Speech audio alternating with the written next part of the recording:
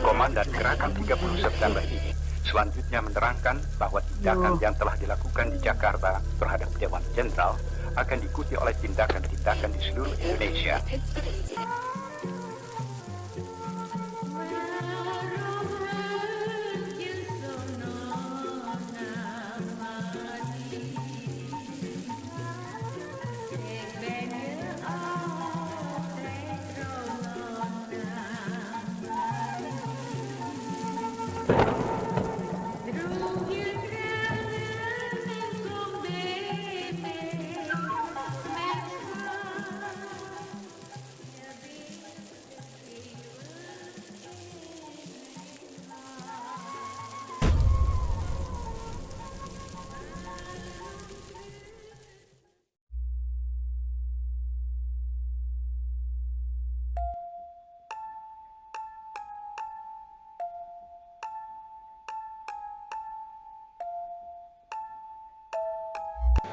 Assalamualaikum warahmatullahi wabarakatuh.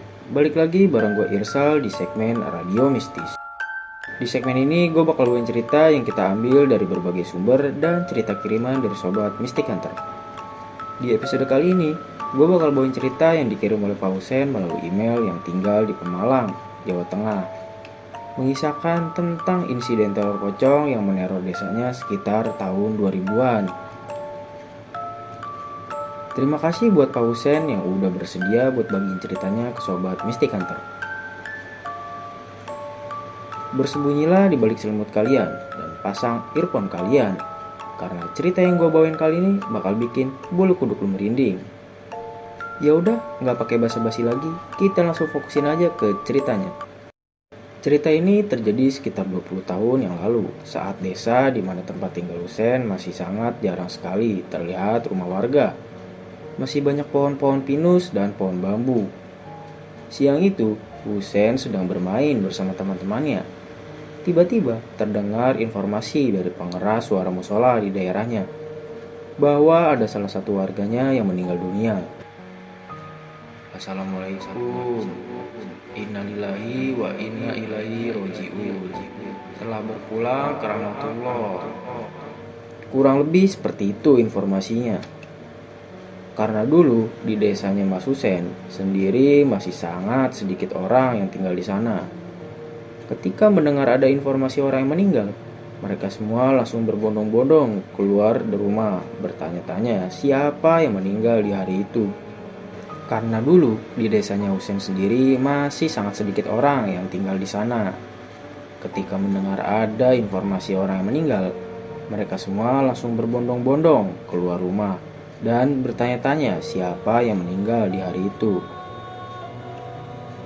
Bahkan yang sedang menonton televisi pun seketika mengecilkan volume TV-nya untuk mengetahui informasi tersebut.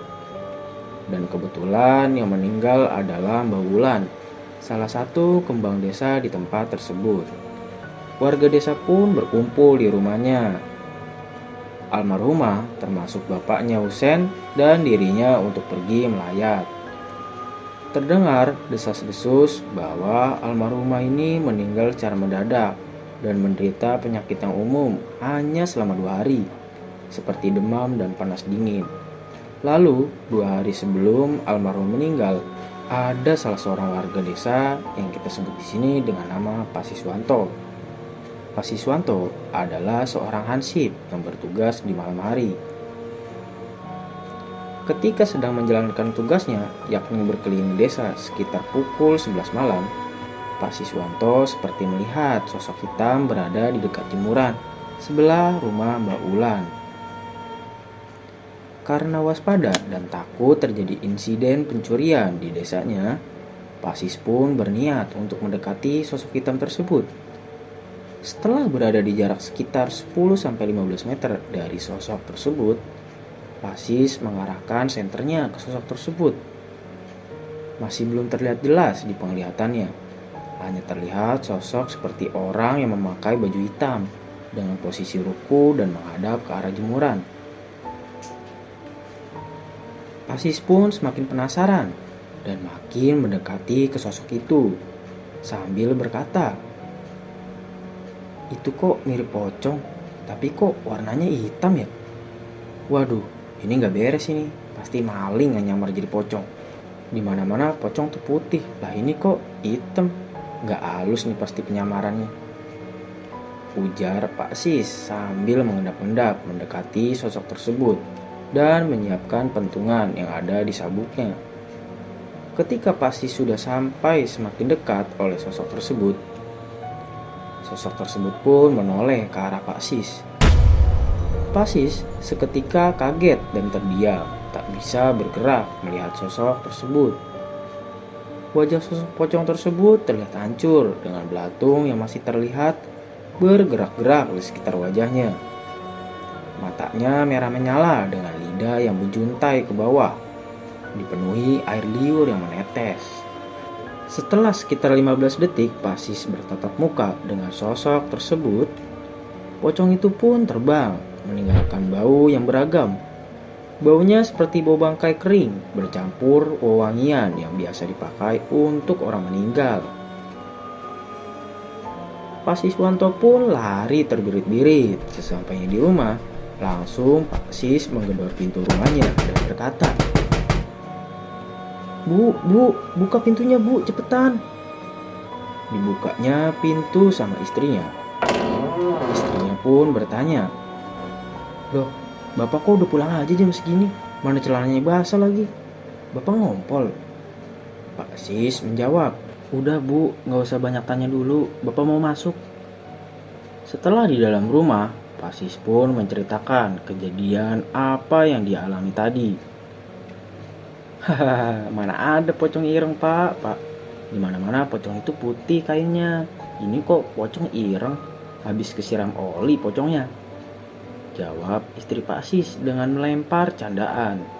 Setelah 3 hari kematian almarhumah Mbak Ulan, kini tersiar kembali kabar yang mengumumkan orang yang meninggal. Dan kali ini yang meninggal itu adalah Pak Rasiman, salah satu pengurus rukun tetangga yang ada di desanya Husen. Cara meninggalnya pun sama. 3 hari sebelum kematian Pak Rasiman, istrinya sempat mengalami keanehan. Sore itu, istrinya selesai mencuci pakaian dan lupa mengangkat pakaiannya sampai esok hari. Pagi harinya, pada saat pelaksanaan kegiatan kerja bakti oleh warga desa, Pak Rasiman mengambil salah satu baju dari tumpukan pakaian tersebut. Istrinya pun mencium seperti bau bangkai kering dari pakaian yang dipakai oleh Pak Rasiman. Pak, kok bajunya kayak bau bangkai pak? Tanya istri Pak Rasiman.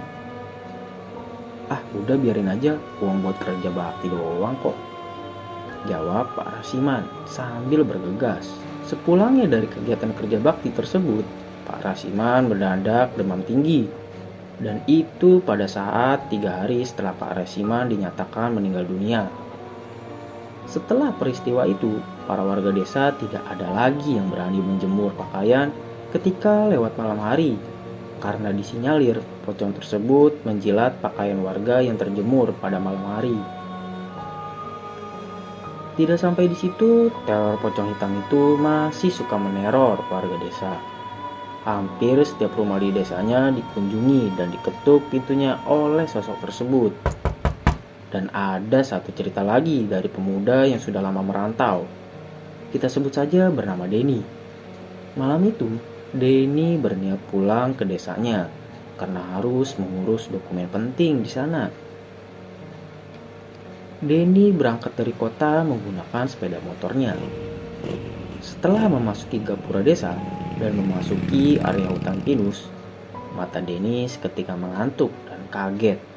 Setelah di depannya, ia melihat seperti bungkusan plastik hitam yang memanjang menghalangi jalan karena minimnya penerangan dan hanya terdapat sumber cahaya pada lampu motornya saja. Denny tidak sempat menginjak pedal rem dan melindas bungkusan tersebut. Lalu berkata, "Itu apa ya yang aku lindas? Apakah tadi plastik sampah? Tapi kalau memang sampah kok kayak membal-membal begitu sih?" Ucap Denny sambil menoleh ke belakang. Tidak ada apapun di belakangnya, Denny pun melanjutkan perjalanan. Baru berjalan sekitar 10 meter dari tempat ia melindas sosok bungkusan hitam tersebut, tiba-tiba motor Denny mati di tempat. Beberapa kali Denny mencoba menyala motornya, tapi motornya tak kunjung menyala juga.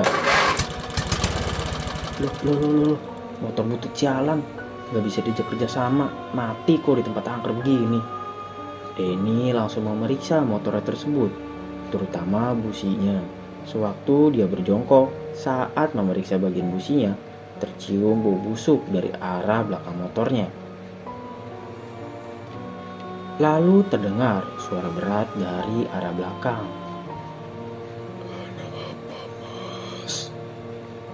Denny langsung menoleh ke arah belakang. Betapa kagetnya dia.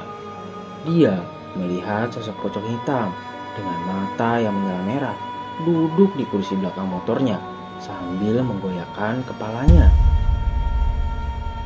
Denny langsung mengambil langkah secepatnya dan meninggalkan motornya di sana sambil berteriak, "Tolong, ada pocong ireng." Ketika dia keluar dari hutan pinus tersebut, ia langsung bertemu oleh Pak Sis. Lalu berkata,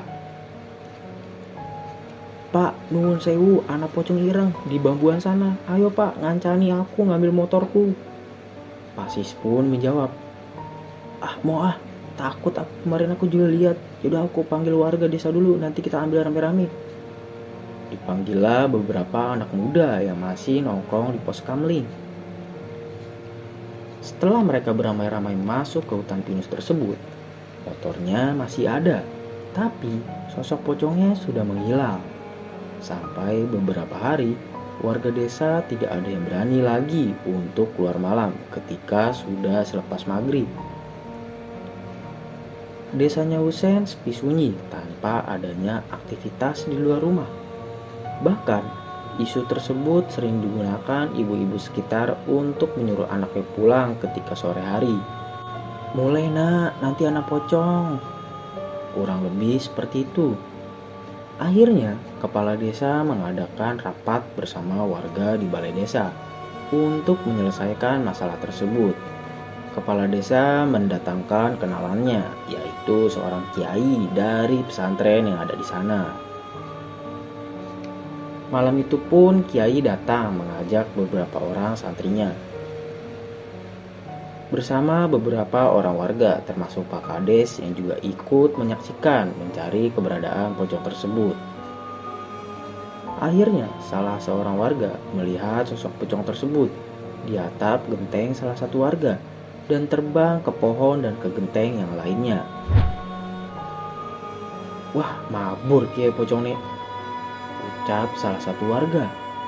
Mereka langsung mengejar pocong tersebut. Akhirnya sampailah di suatu tempat. Pocong itu pun berdiri sambil menggoyangkan kepalanya ke kanan dan ke kiri. Pak Kiai pun langsung dekat ke sosok tersebut sambil melantunkan doa-doa serta menyabetkan sorbannya ke pocong tersebut. Seketika pocong itu pun menghilang, disusul bau busuk yang menyeruak. Kata Pak Kiai, pocong tersebut adalah jin peliharaan dari seseorang yang memakai pesugihan dan menumbalkan ke manusia. Tidak disebutkan dengan jelas orangnya siapa, tapi kata Pak Kiai, yang jelas pelakunya bukan dari desa Husein, tapi dari desa sebelahnya. Sampai detik ini, teror pocong hitam yang pernah meneror warga itu tidak lagi terlihat, dan desa Husein pun damai dan tentram. Cerita pun selesai. Tapi sebelum kita berpisah, gue mau infoin lagi nih ke Sobat Mistik Enter. Buat lo yang punya pengalaman mistis dan mau kita bawain di segmen Radio Mistis, lo bisa kirim lewat email yang udah gue cantumin di deskripsi. Gue Irsal, menceritakan apa yang kalian tidak percayai. Sampai jumpa lagi di segmen Radio Mistis episode selanjutnya. Wassalamualaikum warahmatullahi wabarakatuh.